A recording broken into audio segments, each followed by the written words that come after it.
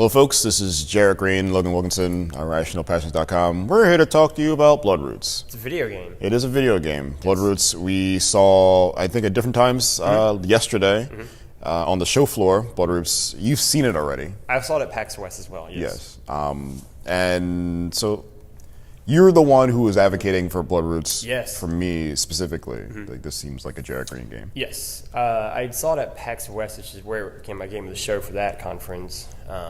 It's just like a really great, like fast, fluid, like constant momentum building game with like an art style that I just like personally really adore. Like it's very Samurai Jack, like Jack Chan Adventures. Yeah, that Gennady Tartakovsky, like very much Powerpuff Girls kind of feel. And then what's neat too is that at West it was just the very first level of the game that was available here. And then in my appointment for East now, they have the entire like first boss's like world area to play, and like seeing how much it's grown and expanded. And then also seeing like the very clear like Kill Bill, Quentin Tarantino references and like influences in it, right? Like the game is very Kill Bill-esque when you get like the whole like larger story of what's happening. And it gets like way darker than I thought it was going to be, and very like way I think clever in terms of like its story ideas that they have presented in it. Yeah, I didn't play the extended demo. I played it at the Sony booth, which is the one level demo that I guess you got at West. But in that one level, you kind of see the scope and size of the potential, I guess, in the game. It's interesting. It's sort of a permutation of the sort of subgenre of like kill puzzles that Hotline Miami kind of started. It's definitely like you have one death, and it's about analyzing every room, taking stock of everything that can kill someone, and deciding how you're going to do that, and also figuring out once you've died and had to relearn what's the most efficient way to do that. But I think Bloodroots takes it another level and gives you lots of creativity to figure out how you can do it stylishly.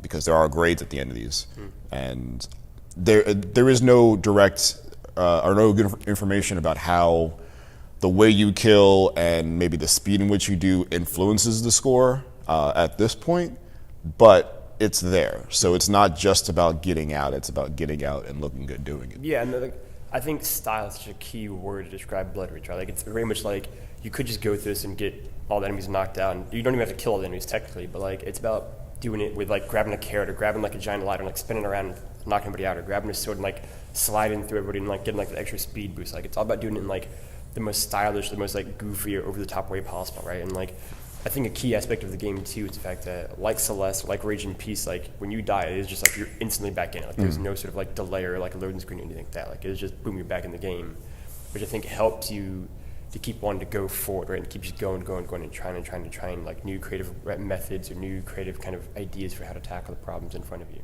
And there's a creative flexibility when you pick up a ladder, for say, you can spin it around your head and do damage that way. But then you realize that you can light that ladder on fire. So now this does a whole new brand of damage because you can now light other flammable things on fire with this ladder. So now what you thought was just you kind of attacking whatever's in your area, now you're lighting barrels of hay on fire or grass on fire or barrels on fire, and now things are exploding.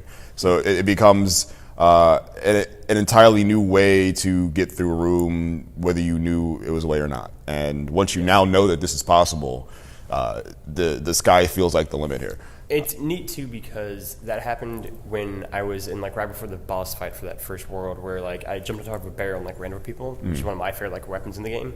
And then while doing that, I grabbed a second barrel and just had it on top of me and was just throwing it at people. And he goes, "I didn't even know that was possible, right?" And just like even like they, I feel like, don't know like the full kind of creative possibilities of what this game can do in terms of weapons and like combinations with things even. Now we don't have a release date yet. They've said this year-ish, I think, tentatively. It seems pretty far along in terms of like what I've played, both that first level and also now like the larger first like world of the game. So I think it's possible, certainly. All right. Do we know consoles on release? Definitely on PS4. Definitely on PS4. I would imagine also on Xbox and PC. I don't know that for sure, and I think Switch as well, I believe. Okay. Well, we don't know when to look out for that, but sometime in the future, when we do find out when, you should definitely also experience the same sort of eye-opening, sort of chaotic nonsense that we experienced, because it's great fun. Yes. Until next time. Stay around.